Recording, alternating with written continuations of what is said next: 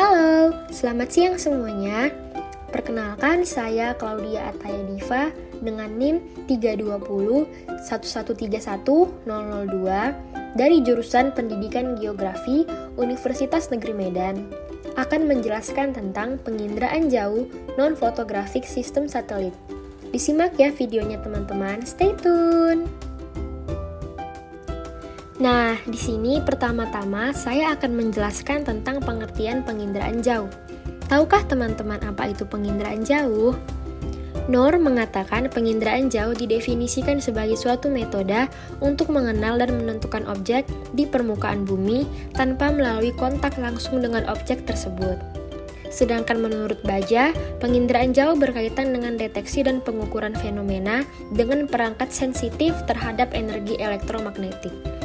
Yang pada intinya, penginderaan jauh adalah satu ilmu yang dapat mempelajari satu objek tanpa kontak langsung dengan objek tersebut.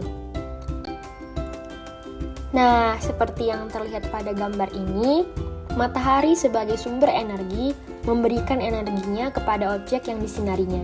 Kemudian terjadilah interaksi antara energi dengan atmosfer dan interaksi antar energi dengan objek berupa pemukiman, jalan, tanah, air, dan hutan.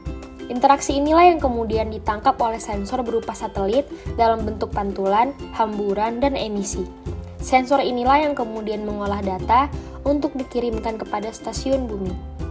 Data hasil penginderaan jauh inilah yang digunakan sebagai interpretasi, analisis, dan aplikasi. Nah, selanjutnya kita masuk ke bagian sistem penginderaan jauh non-fotografik. Secara garis besar, penginderaan jauh dibedakan menjadi fotografik dan non-fotografik. Sistem non-fotografik yaitu sistem yang menggunakan tenaga elektromagnetik, alami maupun buatan. Perekaman objeknya menggunakan sensor elektrik atau scanner dengan detektornya berupa pita magnetik.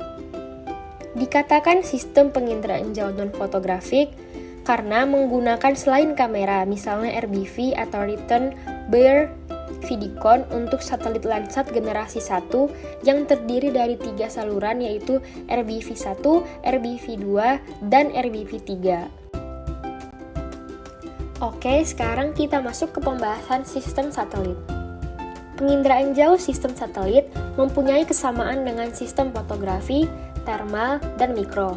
Perbedaannya hanya terletak pada wahana yang digunakan.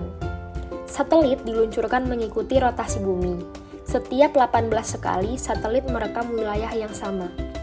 Biaya menggunakan satelit ini murah, hanya saja proses pembuatan satelit tersebut yang mahal. Penginderaan jauh pada satelit tentunya menggunakan satelit sebagai kendaraan untuk membawa sensor dalam rangka mengindera bumi pada ketinggian ratusan hingga ribuan kilometer.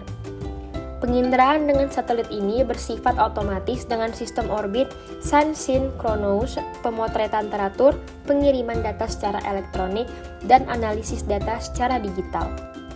Nah, baiklah, sekarang kita akan membahas tentang jenis-jenis sistem satelit.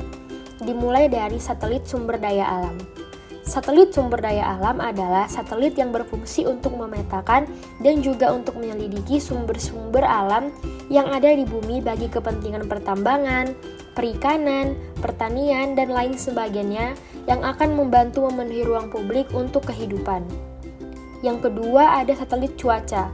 Satelit cuaca adalah sejenis satelit buatan yang digunakan untuk mengawasi cuaca dan iklim bumi.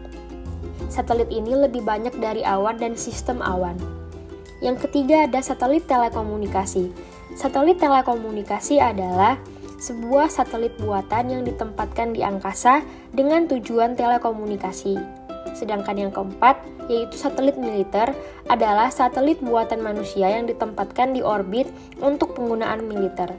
Satelit militer ini sebagian besar digunakan untuk komunikasi, navigasi, dan pengumpulan intelijen. Nah, selanjutnya di sini kita akan membahas contoh satelit sumber daya alam. Seperti gambar yang telah kalian lihat di samping, gambar tersebut merupakan gambar satelit Landsat. Citra Landsat TM merupakan salah satu jenis citra satelit penginderaan jauh yang dihasilkan dari sistem penginderaan jauh pasif. Landsat memiliki 7 saluran di mana setiap salurannya menggunakan panjang gelombang tertentu. Satelit Landsat merupakan satelit dengan jenis orbit sun-synchron atau mengorbit bumi dengan hampir melewati kutub, memotong arah rotasi bumi dengan sudut inklinasi 98,2 derajat dan ketinggian orbitnya 705 km dari permukaan bumi. Nah, next ke contoh satelit cuaca. Di sini contoh yang saya ambil adalah satelit TIROS. Satelit ini merupakan serangkaian satelit cuaca awal yang diluncurkan oleh negara Amerika Serikat yang diawali dengan TIROS-1 di tahun 1960. TIROS adalah satelit pertama yang mampu mengindra jauh dari bumi, memungkinkan para ilmuwan untuk melihat bumi dari perspektif baru, yaitu ruang angkasa. Nah, untuk pembahasan terakhir, kita akan membahas tentang contoh satelit telekomunikasi. Di sini, yang saya ambil adalah satelit Palapa milik Indonesia.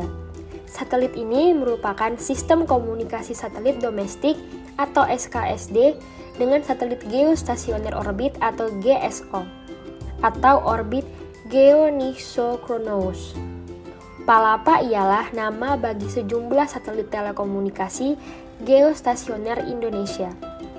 Nama ini diambil dari Sumpah Palapa yang pernah dicetuskan oleh Pati Gajah Mada dari Majapahit pada tahun 1334. Baiklah, sekian video pembelajaran yang saya tampilkan. Semoga kalian suka dan bermanfaat untuk mendukung pembelajaran ke depannya.